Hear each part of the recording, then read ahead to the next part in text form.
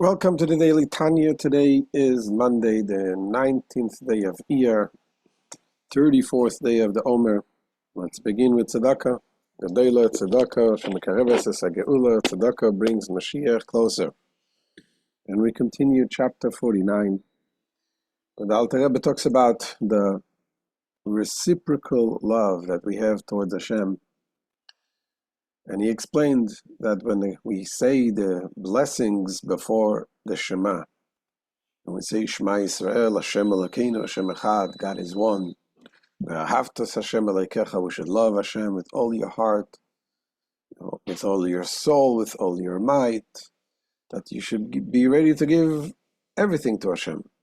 And the blessings that we say before the Shema prepares us so we can have this feeling of love to Hashem, that we're ready to give everything. And why is that? So he's explained that the blessings of the Shema describe the great way, the love that all of the angels and the higher spiritual entities, that they are completely nullified to Hashem, and they praise Hashem and they seek Hashem. And there is all of these angels, they still do not reach that connection that they desire to have. And they say, where is Hashem?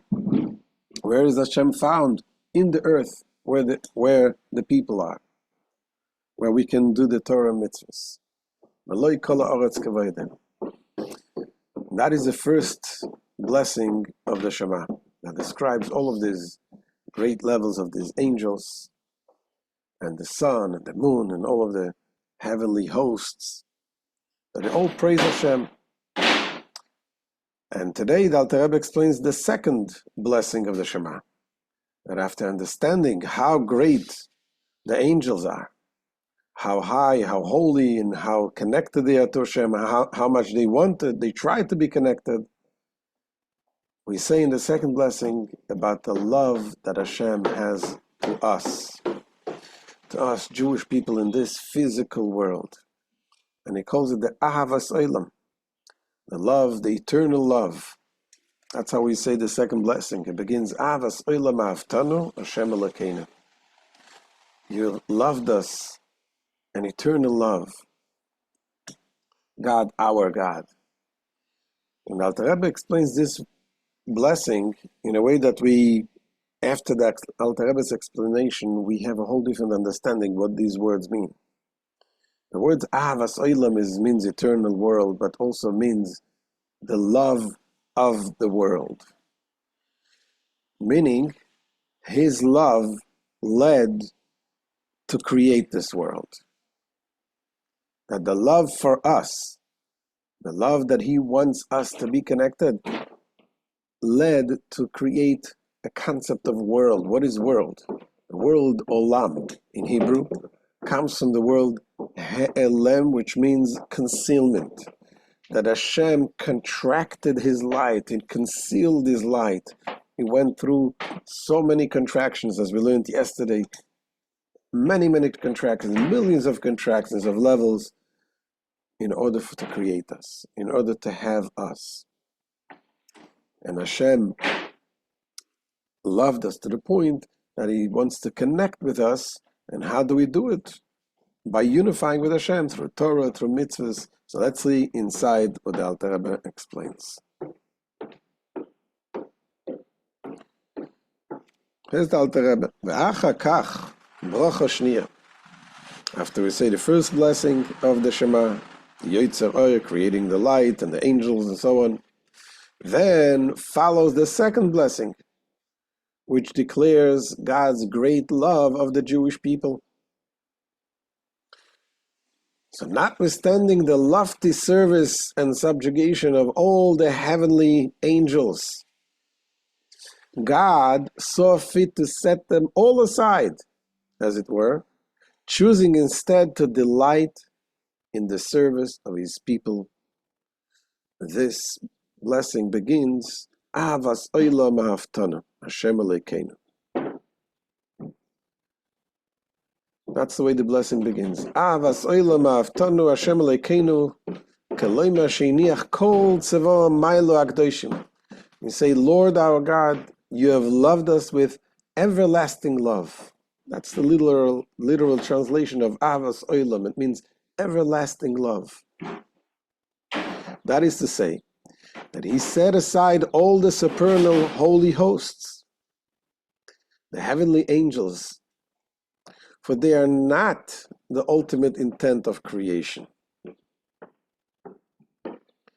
All of the heavenly hosts, they're all holy, very high, but that's not the ultimate purpose of creation. That's not why God created this world.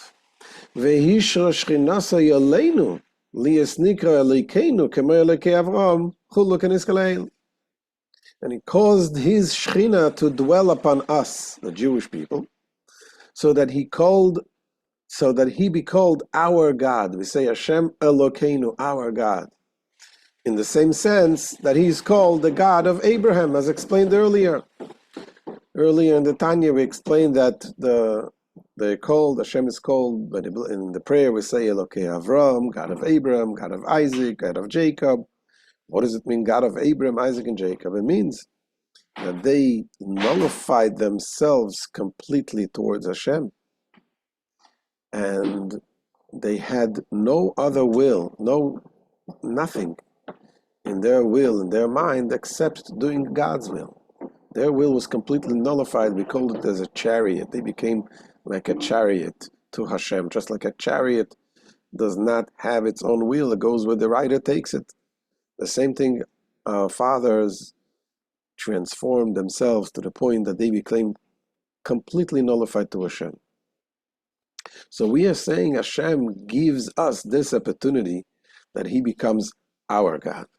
How? By giving us his commandments, the Torah and the mitzvahs. And when we do them, we become completely one with Hashem.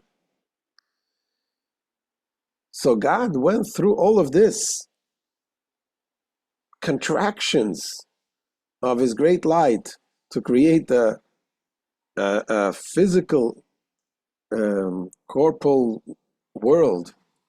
And why is that? Because of the love. Because the nature of love contracts, impels the flesh. You impel your own flesh to give room for the one you love. This is because love impels the flesh. Love affects concealment and contraction. So too did God's love for his people bring about a certain contraction, in that he chose the service of the Jewish souls in the state in which they are found here below, enclosed in physical bodies and in the finite world. And that, the Alter Rebbe explains, this gives us the deeper meaning of the words Ahavat Olam. So Ahavat Olam is not just an eternal love, but it is a love that leads to Olam, a love that leads to a concealed world. ולכן נקרא אהבת העולם שהיא בחינת צמצום אוירי הגודל הבלתי תכליס להסלבש בבחינת גבול הנקרא עולם. Therefore, this love on God's part is called Ahavat Olam, literally a love of the world, for it refers to the contraction of his great and infinite light by assuming the garb of finitude, which is called Olam, world. The concept of world signifying the finitude of space and time. God brought about this contraction. Why? Because of the love of his Jewish people. For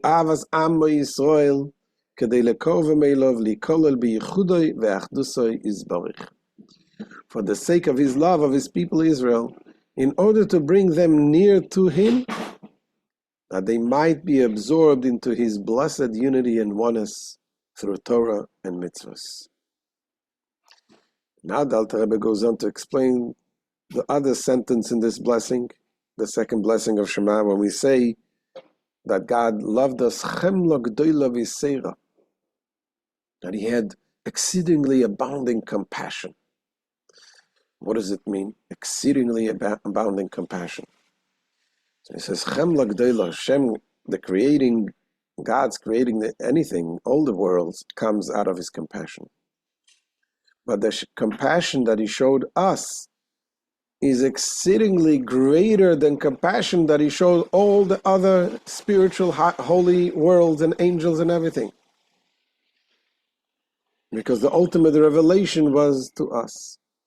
This is also the meaning of what we say a little later in the same blessing of Ahavat Olam.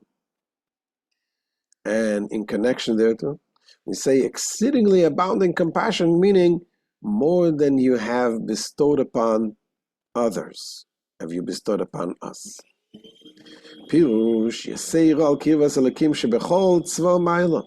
Namely, a compassion exceeding the nearness of God towards all the hosts above. So God's nearness to them comes out of his sense of compassion for them. But this can in no way compare to the compassion God feels for us, for which reason he draws us closer to him. And then we go on to say also in the same blessing, we say, Ubanu b'chata mikol am v'loshin, and you have chosen us from among all nations. So the Alter Rebbe here comes and enlightens us with this statement when we say God chose us from among all the nations. What is he referring to? He's not referring to the souls, because the soul is not something that you choose. Why not? The concept of choice is only applicable when you have two exactly identical objects. If the items that you're choosing are not identical, then you are not choosing. You're just picking one of the other because you like the other one over the other. For example, if I give you to choose between an apple and an orange, you're not choosing. The apple is choosing. If you like the apple, or if you're in the mood of the apple, you're going to choose the apple. But if you have two exact identical items, there is a concept of you are choosing. I want this. So when it comes to the soul, there is no concept of choosing, because a soul, the Jewish soul, is the godly soul, is God. You cannot choose something else. Where is the choice when we say by the giving of the Torah, God chose us? God chose the body of the Jew. That God chose within this body, it should be the soul, and this body should carry the light and the mission that Hashem has given to us, to the Jewish people, to bring the light to the rest of the world. So the choice that we say, Hashem chose us. And that is what we're giving the thanks to Hashem, the love that he has for us, and the chose that he chose us to give us the Torah, to enlighten, that we should be able to change the world by overcoming the evil inclination and doing the right thing, the Torah and the mitzvahs. That's what we say. Yubanu b'chata mikol am v'loshein hu haguf hachumri anidme b'chumriyusei legufei umeisa olam. And you have chosen us from among all nations and tongues. This refers to the material body, which in its corporal aspects, it is similar to the bodies of the Gentiles of the world. And when we continue in that prayer, we say, V'keiraftonu v'chulu, and you have brought us near, lahoidois v'chulu, to give thanks. And the interpretation of thanks will be given elsewhere, where the quality of abnegation found in thanksgiving will be explained. And then we say, and proclaim your oneness What does that mean? Which means to be absorbed in His blessed unity, as has been explained above. The unity means that Hashem chose us so that we bring Hashem in every aspect of our lives, and that is uniting every aspect of our life with Hashem. So this is, we see the great love that Hashem has to us, and He lifts us up even above the angels, gives us the opportunity greater than the angels. They say that the Rebbe Rashab, the fifth Lubavitcher Rebbe, once said, he said, when I get to the blessing of Yetzer Oil, the first blessing of the Shema, which is the song of the angels, you say, I think about those great angels, the Seraphim, how they say, Kadosh, Kadosh, Kadosh, holy, holy, holy is Hashem, and so on. And they say, Baruch Kved Hashem b'mkaime, blessed is Hashem from His place. He says, I get jealous of these angels. How great, the lofty levels that they reach. But he says, but then, when I get to Shema Yisrael, and I say Shema Yisrael, which is the song of the souls, I say, where are the angels?